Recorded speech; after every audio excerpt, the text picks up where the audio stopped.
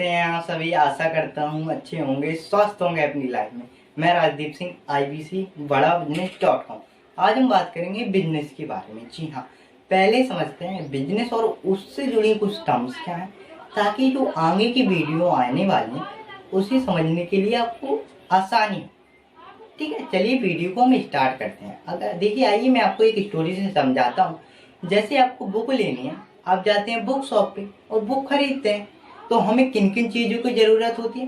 पहले तो हमें ये पता होना चाहिए क्या बुक है, और दूसरा कि हमें पैसे चाहिए होते हैं बुक खरीदने के लिए, राइट। ठीक है, जब पैसे देकर कोई प्रोडक्ट या सर्विस लेना या बेचना होता है उसे हम बिजनेस कहते हैं। जी हाँ, यही होती है बिजनेस की डेफिनेशन, कि पैसे देकर कोई प्रोडक्ट या सर्विस खरीदना या बेचना होता है उसे हम बिजनेस कहते हैं। तो हम कह सकते हैं जो शॉपकीपर है जिसने हमें बुक बेची है, तो वो बुक्स का क्या कर रहा है, वो बुक्स का बिजनेस कर रहा है। और जो बिजनेस को ऑपरेट करता है, जो उसका ऑनर होता है, उसे हम कहते हैं बिजनेसमैन। तो जो बुक्स वो उसने हमें बेची हैं, तो आप हुए बायर, राइट। और देखिए, एक बिजनेस में एक बायर और एक सेलर होना बहुत जरूरी है। अगर आप अपनी मम्मी के साथ मार्केट गए बुक लेने के लिए, तो पैसे किसने दिए, मम्मी ने, क्योंकि मम्मी के पास पैसे होते हैं। तो वो हुई कस्टमर, तो वो तो बुक पढ़ेंगे नहीं, उन्होंने आपके लिए लिए हैं। तो आप हुए कंज्यूमर। देखिए, कंज्यूमर वो होता है जो किसी भी प्रोडक्ट को डायरेक्टली यूज करता है। अगर आपके लिए जो कपड़े पहने हुए हैं वो लेने गए होंगे कोई, तो वो कस्टमर तो है, लेकिन वो उस कपड़ों कंज्यूमर नहीं है, कंज्यूमर आप ही होंगे। ठीक है, यही फर्क होता है कस्टमर और एक कंज्यूमर, राइट। और जब आप बाइंग सेलिंग की एक्टिविटी करते हैं, तो उस जगह को क्या कहते हैं, सोचो सोचो। जी हाँ, आपने सुना नहीं है घर पे कि चलो मार्केट चलते हैं, मार्केट से सब्जी लेके आते हैं। हाँ जी, ये अगला शब्द है मार्केट प्लेस, यानी कि मार्केट।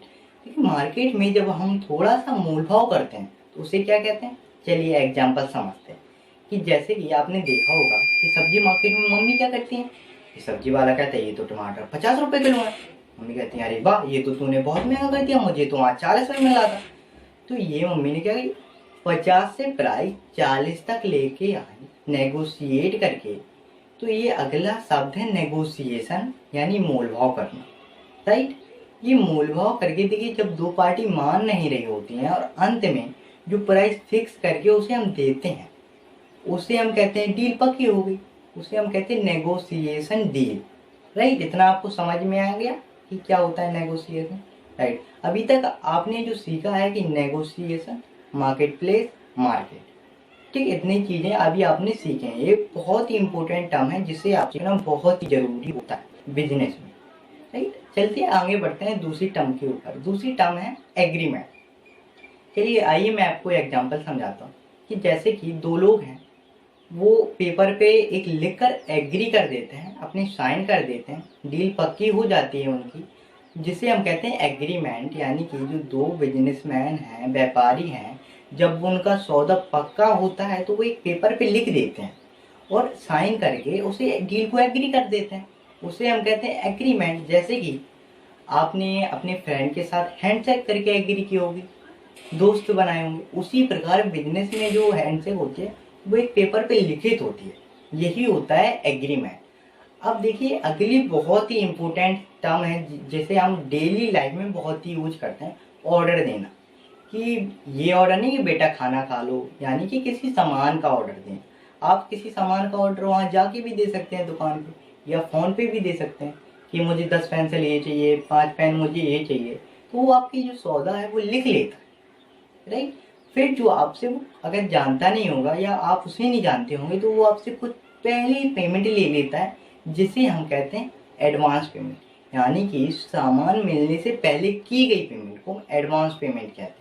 और फिर जो बाद में वो आपको पेमेंट, सामान पहुंचा देगा और आप उसे बाद में जो पैसे देते हैं उसे हम कहते हैं फाइनल पेमेंट। यानी कि सामान पहुंचने के बाद जो बचे हुए पैसे हैं उसे हम कहते हैं फाइनल पेमेंट। आपको इतना समझ में आ गया एडवांस पेमेंट और फाइनल पेमेंट क्या होती है।